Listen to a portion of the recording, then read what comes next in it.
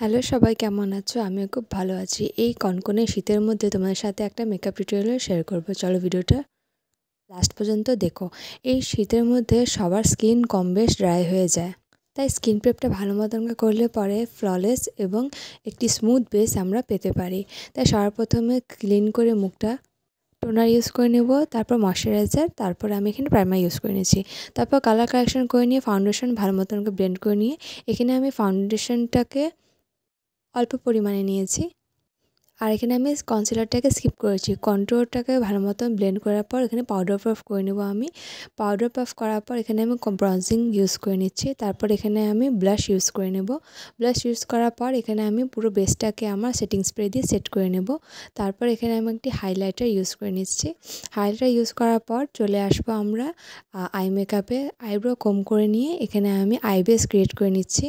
I বেসটা set করার পরে এখানে আমি হালকা ব্রাউন কালার নিয়ে পুরো ক্রিজ লাইনে অ্যাপ্লাই করে নেব, তারপর ডার্ক ব্রাউন কালার। তারপর আমি এখানে গ্রিন কালারের একটি শিমার নিয়ে ব্লেন্ড করে নিচ্ছি।